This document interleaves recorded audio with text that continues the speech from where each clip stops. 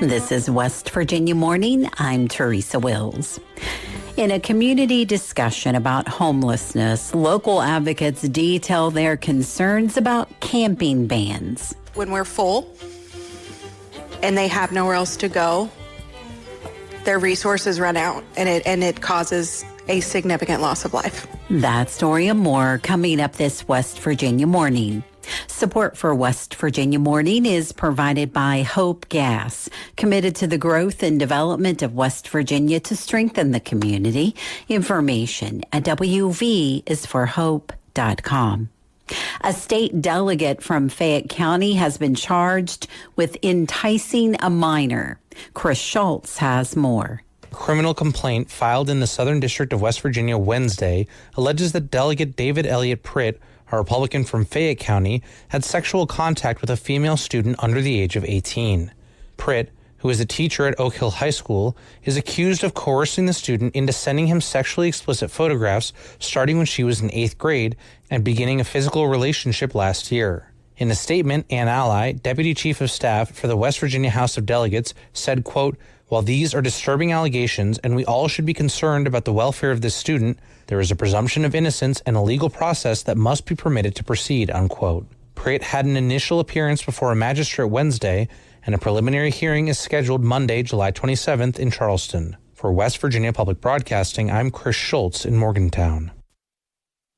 With high winds and heavy rains across much of the state Tuesday, the town of Weston was among the hardest hit.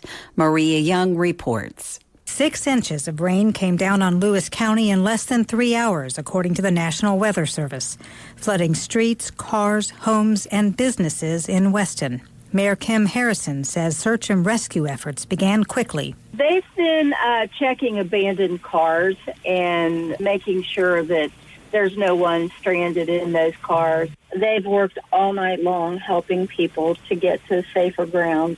City Manager Joe Solberg said the town has been fortunate. By the grace of God himself, we still have no reports of lost life, and there's been no one who we've been unable to account for. Weston fire and police crews were the first to respond. More help came within hours. Then the Sheriff's Department, the Office of Emergency Management has stepped in. We now have folks coming in from other counties. I think Gilmer County has sent support. Harrison County, the city of Bridgeport has sent support. And now the Army National Guard is here. There were more than 100 water rescues. Dozens are sheltering at Lewis County High School as the cleanup begins. The loss of homes, cars, and businesses is staggering, said the mayor. I've just seen pictures of the inside of Walmart, and it looks like it's going to be closed for a little while. And our Shop and Save is closed as well. They had damage. So right now, Weston has no grocery store whatsoever. Donations of baby supplies, cleaning supplies, and non-perishable foods are being accepted at the Marketplace Plaza in Weston. For West Virginia Public Broadcasting, I'm Maria Young in Charleston. This is West Virginia Morning. I'm Teresa Wills. It's 7:53. Areas of fog this morning, partly sunny skies today. Highs in the 70s and low 80s.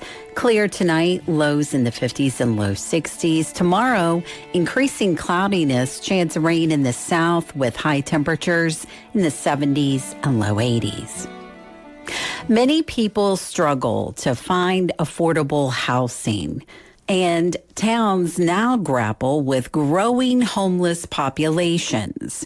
On the latest episode of Us and Them, host Trey Kay moderates a public conversation in Morgantown about that city's approach. Local advocates say there are twice as many homeless people as there are shelter beds. But some elected leaders say there's a better approach than patchwork local measures. Here's an excerpt from the next episode of Us and Them. While a handful of West Virginia cities, including Morgantown, have camping bans in place, this year, lawmakers did not have the votes to pass a statewide law against public camping. So my question to you is, what happens or what has happened in this community when sleeping outside or camping becomes illegal? Your shelters get overran. People die when we're full and they have nowhere else to go. Their resources run out, and it causes a significant loss of life. Zach, do you know where people are going when they're pushed out of visible spaces? Well, they end up going farther away, which makes it that much harder. We just keep piling barriers up.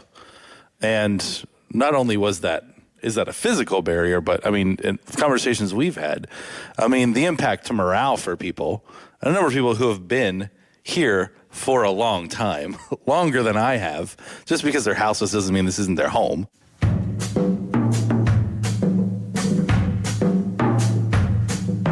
Moderating the housing forum in Morgantown left me more aware of the challenges facing not only people who are homeless, but their advocates and allies. As our Us and Them team started to think about the community conversation as material for an episode, I knew I needed to hear another perspective. Gino Shirelli is a delegate from the 78th House District, which covers southeast Monongalia County, including parts of Morgantown.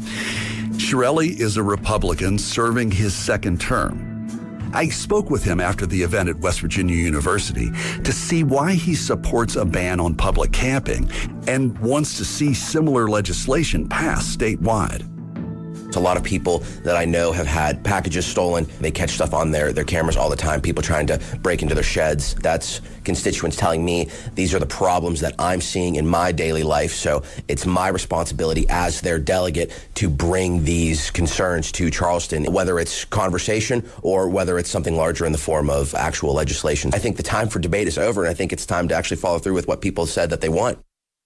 Shirelli worked in Child Protective Services and later as a substance abuse counselor in a methadone clinic. He's now a business development coordinator for the WVU Medicine's Children's Hospital. He says a statewide camping ban would make enforcing the law easier.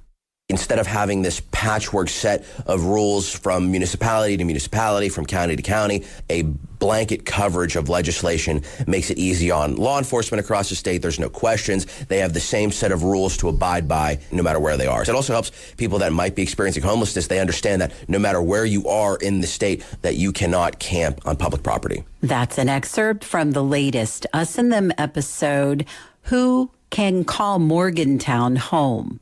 The rest of the episode, tune in tonight at 8 p.m. on West Virginia Public Broadcasting. There will be an encore broadcast this Saturday at 3 p.m. Us and Them is supported in part with a grant from the CRC Foundation. West Virginia Morning is a production of West Virginia Public Broadcasting, which is solely responsible for its content. Support for our news bureaus comes from Shepherd University and Marshall University School of Journalism and Mass Communications. Maria Young produced today's show. Listen to West Virginia Morning weekdays at 7:49 a.m. on WVPB Radio, or subscribe to the podcast and never miss an episode. #WV Morning. I'm Teresa Wills.